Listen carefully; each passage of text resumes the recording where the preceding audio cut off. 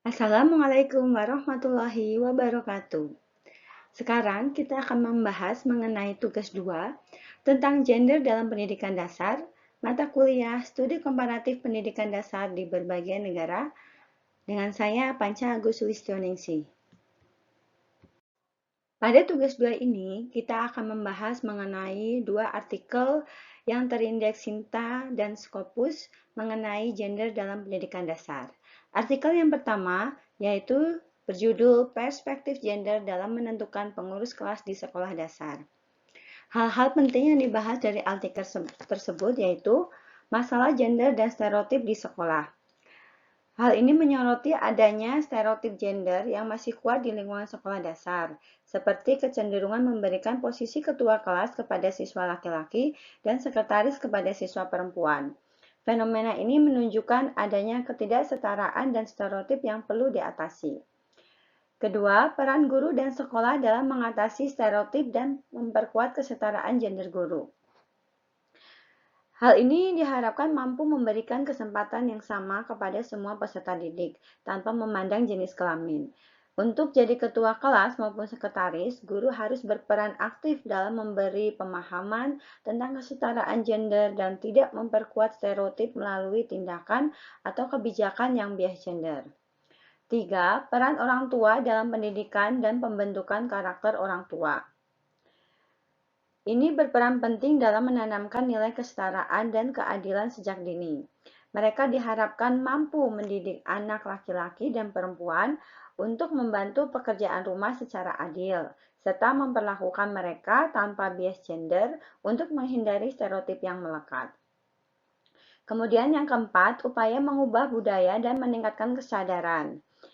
Hal ini tentu ditekankan pentingnya kerja keras dari semua pihak, terutama guru dan orang tua, untuk mengubah budaya yang menganggap bahwa posisi tertentu harus diisi oleh gender tertentu. Pendidikan dan pengajaran tentang kesetaraan gender perlu terus digalakkan agar tidak terjadi diskriminasi di lingkungan sekolah. Yang kelima yaitu pentingnya kebijakan dan evaluasi. Ini dibutuhkan langkah-langkah kebijakan yang mendorong implementasi kesetaraan gender dan evaluasi terhadap buku pelajaran dan materi yang digunakan, agar tidak memuat stereotip gender dalam isi materi. Yang kedua yaitu keterkaitan pembahasan artikel dengan pengalaman mengajar di SD Negeri 3 Purabaya. Selama mengajar, saya sering melihat adanya kecenderungan mendikotomikan tugas dan posisi berdasar gender. Seperti siswa laki-laki cenderung lebih sering diberi tanggung jawab di luar kelas, sedangkan siswa perempuan lebih diarahkan untuk tugas-tugas yang berhubungan dengan kebersihan atau kegiatan yang dianggap feminim. Namun, melalui pemahaman dari artikel ini, saya menyadari pentingnya memberi kesempatan yang sama kepada semua siswa. Misalnya, menjadikan siswa perempuan sebagai ketua kelas atau siswa laki-laki sebagai sekretaris, tanpa memandang stereotip gender. Saya juga berusaha mengedukasi dan memberi pemahaman kepada rekan guru lainnya agar kedudukan dan tanggung jawab tidak harus berdasarkan gender, melainkan pada potensi dan minat siswa tersebut. Selain itu, saya juga berupaya memperkuat komunikasi dengan orang tua siswa agar mereka turut mendukung pembentukan karakter dan sikap adil terhadap anak-anak mereka. Dalam praktiknya, menanamkan nilai kesetaraan ini tidak selalu mudah karena budaya dan kebiasaan yang sudah mengakar. Namun, melalui pembiasaan dan pendekatan yang tepat, saya yakin budaya yang lebih inklusif dan adil dapat tercapai di lingkungan sekolah. Secara umum, pada artikel yang pertama ini menguatkan pentingnya peran semua pihak guru, orang tua, dan siswa sendiri dalam membangun lingkungan belajar yang bebas dari stereotip gender dan mendukung terciptanya kesetaraan hak dan peluang setiap peserta didik. Selanjutnya, pada artikel 2, yaitu artikel yang terindeks Scopus dengan judul Social Context and Danger Disparities in Students' Competence, Belief, the Role of Gender Stereotypical Belief and Achievement Patterns in the Classroom for Student Self-Concept in Gender Stereotypical Subject. Yang pertama yaitu hal-hal penting yang dibahas dari artikel tersebut. 1. Perbedaan gender dalam kepercayaan diri siswa. Terdapat kecenderungan bahwa siswa laki-laki memiliki kepercayaan diri yang lebih tinggi dalam matematika, sementara kepercayaan diri dalam bahasa bervariasi tergantung konteks kelas. Yang kedua, pengaruh stereotip gender dari guru dan siswa. Stereotip gender yang dipegang guru dapat menurunkan kepercayaan diri siswa laki-laki dalam bahasa, sedangkan stereotip dari siswa sendiri lebih berpengaruh terhadap kepercayaan diri dalam matematika mereka. 3. Pengaruh pola pencapaian di kelas. Pola pencapaian matematika yang tidak stereotipikal, misalnya perempuan lebih baik daripada laki-laki, ternyata tidak meningkatkan kepercayaan diri perempuan dalam matematika. Bahkan, kepercayaan diri perempuan cenderung menurun di kelas yang menampilkan pencapaian perempuan yang lebih tinggi daripada laki-laki, karena adanya perbandingan sosial yang menekan. 4. Keterkaitan konteks sosial dan konstruksi gender. Artikel menegaskan bahwa stereotip dan pola pencapaian di lingkungan sekolah secara sosial memperkuat pandangan dan kepercayaan diri siswa terhadap kemampuan mereka di bidang tertentu.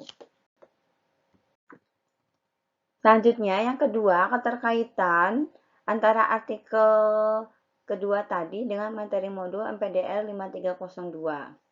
Pada modul MPDR 5302 umumnya membahas tentang konsep-konsep dasar gender, stereotip gender dalam pendidikan, serta perspektif psikologis dan sosiologis mengenai konstruksi identitas dan peran gender di lingkungan sekolah.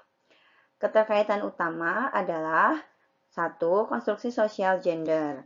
Artikel mendukung materi dalam modul yang menegaskan bahwa persepsi gender dan stereotip terbentuk melalui interaksi sosial, baik dari guru maupun teman sebaya. Ini relevan dengan konsep bahwa gender tidak semata-mata bawaan biologis, melainkan hasil konstruksi sosial. Kedua, peran guru dan lingkungan sekolah. Modul menekankan pentingnya peran penting dalam membentuk perspektif siswa mengenai gender dan kemampuan mereka. Artikel menunjukkan bahwa stereotip yang dipegang guru dapat secara signifikan mempengaruhi kepercayaan diri siswa, terutama laki-laki dalam bahasa. 3. Pengaruh pola pencapaian dan perbandingan sosial. Materi dalam modul membahas bagaimana pembandingan sosial dan pencapaian dapat memperkuat stereotip dan mempengaruhi persepsi diri. Artikel menegaskan bahwa pencapaian tidak stereotipikal, tidak selalu meningkatkan kepercayaan diri perempuan, dan bahkan dapat menurunkannya, sesuai dengan konsep dalam modul tentang dinamika identitas dan kompetensi berbasis konteks sosial. 4. Pengaruh lingkungan sosial terhadap penjalanan identitas gender. Artikel memperlihatkan bahwa lingkungan sekolah dan pola interaksi di dalam merupakan bagian penting dari proses pembentukan identitas gender dan kepercayaan diri. Ini sejalan dengan materi modul yang membahas tentang berbagai faktor sosial yang membentuk persepsi diri dan identitas gender.